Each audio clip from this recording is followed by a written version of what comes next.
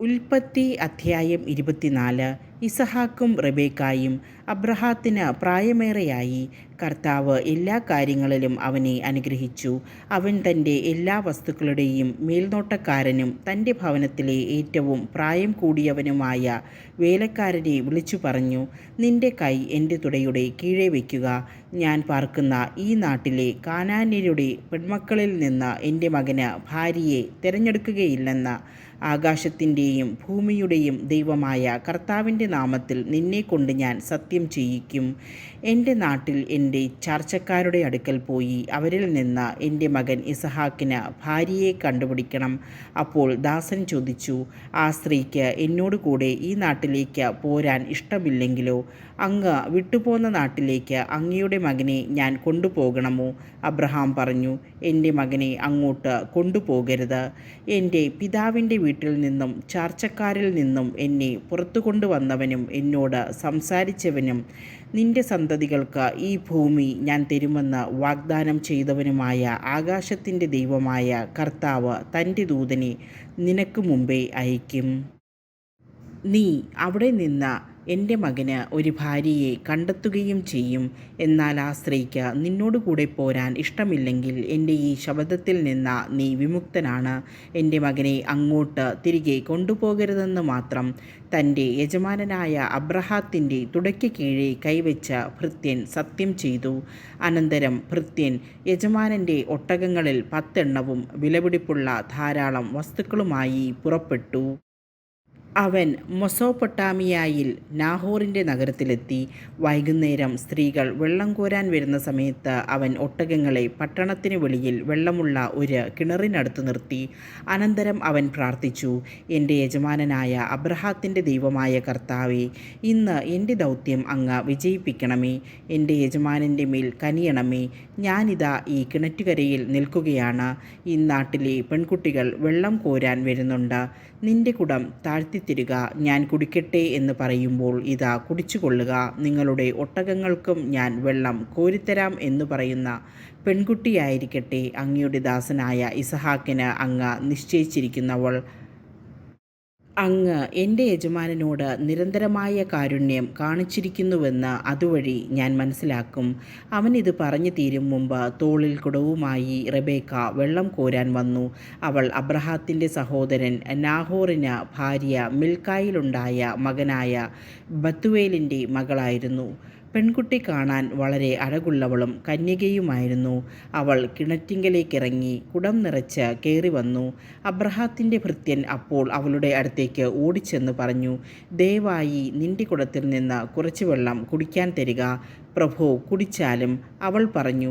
തിടുക്കത്തിൽ കുടം താഴ്ത്തിപ്പിടിച്ച് അവൾ അവന് കുടിക്കാൻ കൊടുത്തു. കുടിച്ചു കഴിഞ്ഞപ്പോൾ അവൾ പറഞ്ഞു, അങ്ങയുടെ ഒട്ടകങ്ങൾക്കും കുടിക്കാൻ ഞാൻ വെള്ളം കോരിക്കൊടുക്കാം. അവൾ വേഗം കുടത്തിലെ വെള്ളം തൊട്ടിയിലൊഴിച്ച് വീണ്ടും വെള്ളം കോരാൻ കിണറ്റിങ്കലേക്കോടി. ഒട്ടകങ്ങൾക്കെല്ലാം വെള്ളം കോരിക്കൊടുത്തു. തൻ്റെ യാത്ര കർത്താവ് ശുഭമാക്കിയോ ഇല്ലയോ എന്നറിയാൻ അവൻ നിശബ്ദനായി അവളെ തന്നെ നോക്കി നിന്നു. ഒട്ടകങ്ങൾ കുടിച്ചു കഴിഞ്ഞപ്പോൾ അവൻ 1/2 ശെക്കെൽ തൂക്കമുള്ള ഒരു സ്വർണ്ണമോതിരവും 10 ശെക്കെൽ തൂക്കമുള്ള 2 പൊൻവളകളും അവൾക്ക് നൽകിക്കൊണ്ട് പറഞ്ഞു, നീ ആരുടെ മകളാണെന്ന് ദയവായി എന്നോട് പറയുക. നിന്റെ പിതാവിൻ്റെ ഭവനത്തിൽ ഞങ്ങൾക്ക് രാത്രി കഴിക്കാൻ ഇടം കാണുമോ? അവൾ പറഞ്ഞു, നാഹോറിന് മിൽക്കായിൽ ജനിച്ച ബത്തുവേലിൻ്റെ മകളാണ് ഞാൻ.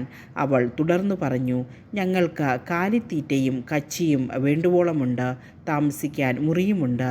അവൻ തലകുനിച്ച് കർത്താവിനെ ആരാധിച്ചു കൊണ്ട് പറഞ്ഞു, എൻ്റെ യജമാനനായ അബ്രാഹത്തിൻ്റെ ദൈവമായ കർത്താവ് വാഴ്ത്തപ്പെട്ടവൻ. തൻ്റെ കാരുണ്യവും വിശ്വസ്തതയും അവിടുന്ന് അവനിൽ നിന്ന് പിൻവലിച്ചിട്ടില്ല. എൻ്റെ യജമാനൻ്റെ ചാർച്ചക്കാരുടെ വീട്ടിലേക്ക് അവിടുന്ന് എന്നെ നയിക്കുകയും ചെയ്തിരിക്കുന്നു. പെൺകുട്ടി ഓടിച്ചെന്ന് അമ്മയുടെ വീട്ടുകാരെ വിവരമറിയിച്ചു. റെബേക്കായ്ക്ക് ലാബാൻ എന്നു പേരുള്ള ഒരു സഹോദരനുണ്ടായിരുന്നു. അവൻ ഉടനെ കിണറ്റുകരയിൽ ആ മനുഷ്യൻ്റെ അടുത്തേക്ക് ഓടിച്ചെന്നു. മോതിരവും വളകളും സഹോദരിയുടെ കൈകളിൽ കാണുകയും ആ മനുഷ്യൻ ഇങ്ങനെ എന്നോട് സംസാരിച്ചു എന്ന് അവൾ പറഞ്ഞത് കേൾക്കുകയും ചെയ്തപ്പോൾ ലാബാൻ അവൻ്റെ അടുത്തേക്ക് ചെന്നു. അവൻ അപ്പോഴും കിണറ്റുകരയിൽ ഒട്ടകങ്ങളുടെ അടുത്ത് നിൽക്കുകയായിരുന്നു. ലാബാൻ പറഞ്ഞു, കർത്താവിനാൽ അനുഗ്രഹിക്കപ്പെട്ടവനെ, വരിക, എന്താണ് പുറത്തു നിൽക്കുന്നത്? ഞാൻ വീടും ഒട്ടകങ്ങൾക്കുമുള്ള സ്ഥലവും ഒരുക്കിയിട്ടുണ്ട്. അവൻ വീട്ടിലേക്ക് കയറി.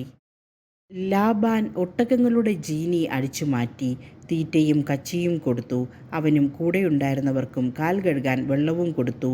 അവർ അവന് ഭക്ഷണം വിളമ്പി. എന്നാൽ അവൻ പറഞ്ഞു, വന്ന കാര്യം പറയാതെ ഞാൻ ഭക്ഷണം കഴിക്കയില്ല. പറഞ്ഞുകൊള്ളുക. ലാബാൻ സമ്മതിച്ചു. അവൻ പറഞ്ഞു, ഞാൻ അബ്രാഹത്തിൻ്റെ ഭൃത്യനാണ്. കർത്താവ് എൻ്റെ യജമാനനെ സമൃദ്ധമായി അനുഗ്രഹിച്ചിരിക്കുന്നു. അവൻ സമ്പന്നനാണ്. ആടും മാടും പൊന്നും വെള്ളിയും വേലക്കാരും ഒട്ടകങ്ങളും കഴുതകളും അവിടുന്ന് അവന് കൊടുത്തിരിക്കുന്നു. യജമാനൻ്റെ ഭാര്യ സാറ വൃദ്ധയായപ്പോൾ അവന് അവളിലൊരു പുത്രൻ ജനിച്ചു. തനിക്കുള്ളതൊക്കെ യജമാനൻ അവനാണ് കൊടുത്തിരിക്കുന്നത്. എൻ്റെ യജമാനൻ എന്നെക്കൊണ്ട് ഒരു സത്യം ചെയ്യിച്ചു. ഞാൻ പാർക്കുന്ന കാനാൻകാരുടെ നാട്ടിൽ നിന്ന് എൻ്റെ മകന് നീയൊരു വധുവിനെ തിരഞ്ഞെടുക്കരുത്.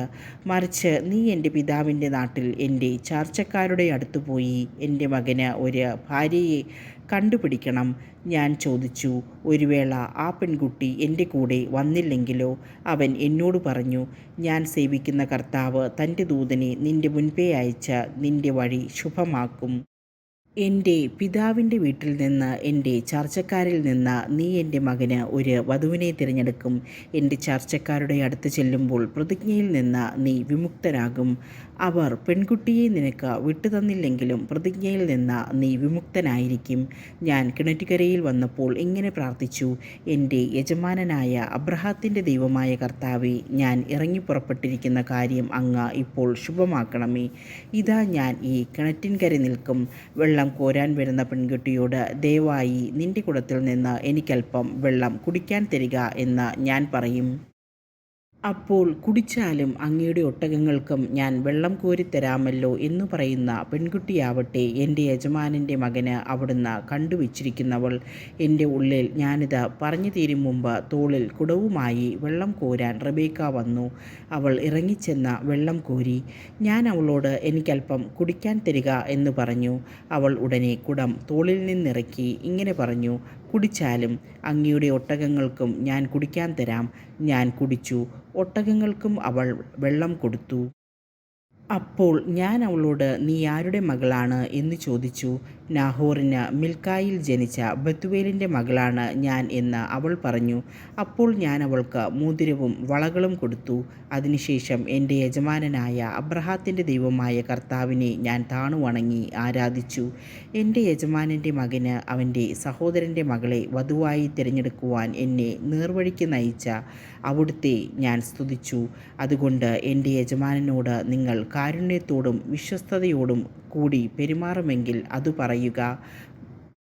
മറിച്ചാണെങ്കിലും പറയുക, എനിക്ക് അതനുസരിച്ച് പ്രവർത്തിക്കാമല്ലോ. അപ്പോൾ ലാബാനും ബത്തുവേലും പറഞ്ഞു, ഇത് കർത്താവിൻ്റെ ഇഷ്ടമാണ്. ഇതിനെക്കുറിച്ച് ഗുണവും ദോഷവും ഞങ്ങൾക്ക് പറയാനില്ല.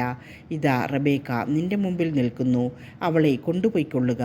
കർത്താവ് തിരുവുള്ളമായതുപോലെ അവൾ നിൻ്റെ യജമാനൻ്റെ മകന് ഭാര്യയായിരിക്കട്ടെ. ഈ വാക്കുകൾ കേട്ടപ്പോൾ അബ്രാഹത്തിൻ്റെ ഭൃത്യൻ താണു വീണ് കർത്താവിനെ ആരാധിച്ചു. അനന്തരം അവൻ പൊന്നും വെള്ളിയും കൊണ്ടുള്ള ആഭരണങ്ങളും വസ്ത്രങ്ങളും എടുത്ത് റബേക്കായ്ക്ക് കൊടുത്തു. അവളുടെ സഹോദരനും അമ്മയ്ക്കും വിലപിടിപ്പുള്ള സമ്മാനങ്ങളും അവൻ കൊടുത്തു. അവനും കൂടെയുണ്ടായിരുന്നവരും ഭക്ഷിക്കുകയും പാനം ചെയ്യുകയും ആ രാത്രി അവിടെ ചെലവഴിക്കുകയും ചെയ്തു. പുലർച്ചയ്ക്ക് എഴുന്നേറ്റ് അവൻ പറഞ്ഞു, എന്നെ യജമാനൻ്റെ അടുത്തേക്ക് തിരിച്ചയക്കുക. അവളുടെ അമ്മയും സഹോദരനും പറഞ്ഞു, കുറച്ചുനാൾ കൂടി 10 ദിവസമെങ്കിലും അവളിവിടെ നിൽക്കട്ടെ, അത് കഴിഞ്ഞ് അവൾക്ക് പോകാം. അവൻ പറഞ്ഞു, എന്നെ താമസിപ്പിക്കരുത്.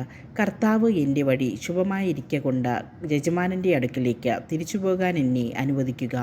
നമുക്ക് പെൺകുട്ടിയെ വിളിച്ച് ചോദിക്കാം എന്ന് അവർ പറഞ്ഞു. അവർ റബേക്കായെ വിളിച്ച്, നീ ഈ മനുഷ്യനോട് കൂടെ പോകുന്നുവോ എന്ന് ചോദിച്ചു. ഞാൻ പോകുന്നു എന്ന് അവൾ മറുപടി പറഞ്ഞു. അവർ അവരുടെ സഹോദരി റബേക്കായെയും അവളുടെ തോഴിയെയും അബ്രാഹത്തിൻ്റെ ഭൃത്യനോടും അവൻ്റെ ആൾക്കാരോടും കൂടെ പറഞ്ഞയച്ചു. അവർ അവളെ ആശീർവദിച്ചു പറഞ്ഞു, നീ ഞങ്ങളുടെ സഹോദരിയാണ്. നീ ആയിരങ്ങളുടെയും പതിനായിരങ്ങളുടെയും അമ്മയായി തീരുക. തങ്ങളെ വെറുക്കുന്നവരുടെ വാതിലുകൾ നിന്റെ സന്തതികൾ പിടിച്ചെടുക്കട്ടെ. റെബേക്കായും തോഴിമാരും ഒട്ടകപ്പുറത്ത് കയറി അവനെ അനുഗമിച്ചു. അങ്ങനെ റെബേക്കായുമായി ഭൃത്യൻ പുറപ്പെട്ടു. ആയിടയ്ക്ക് ഇസഹാക്ക് ബെറൽ ഹൈറോയിൽ നിന്ന് പോന്ന് നെഗബിൽ താമസിക്കുകയായിരുന്നു. ഒരു ദിവസം വൈകുന്നേരം അവൻ ചിന്താമഗ്നനായി വയലിലൂടെ നടക്കുകയായിരുന്നു. അവൻ തലപൊക്കി നോക്കിയപ്പോൾ ഒട്ടകങ്ങൾ വരുന്നത് കണ്ടു. റെബേക്കായും ശിരസ്സുയർത്തി നോക്കി. ഇസഹാക്കിനെ കണ്ടപ്പോൾ അവൾ ഒട്ടകപ്പുറത്ത് നിന്ന് താഴെ ഇറങ്ങി. അവൾ ഭൃത്യനോട് ചോദിച്ചു, അങ്ങകലെ പാടത്തുകൂടെ നമ്മുടെ നേരെ നടന്നു വരുന്ന മനുഷ്യൻ ആരാണ്? ഭൃത്യൻ പറഞ്ഞു, അവനാണ് എൻ്റെ യജമാനൻ. ഉടനെ അവൾ ശിരോവസ്ത്രം കൊണ്ട് മുഖം മൂടി. നടന്നതെല്ലാം ഭൃത്യൻ ഇസഹാക്കിനോട് പറഞ്ഞു. ഇസഹാക്ക് അവളെ തൻ്റെ അമ്മ സാറായുടെ കൂടാരത്തിലേക്ക് കൂട്ടിക്കൊണ്ടുപോയി. അവൻ അവളെ ഭാര്യയായി സ്വീകരിച്ചു. അവൻ അവളെ സ്നേഹിച്ചു. അങ്ങനെ അമ്മയുടെ വേർപാടിൽ ദുഃഖിച്ചിരുന്ന അവന് ആശ്വാസം ലഭിച്ചു.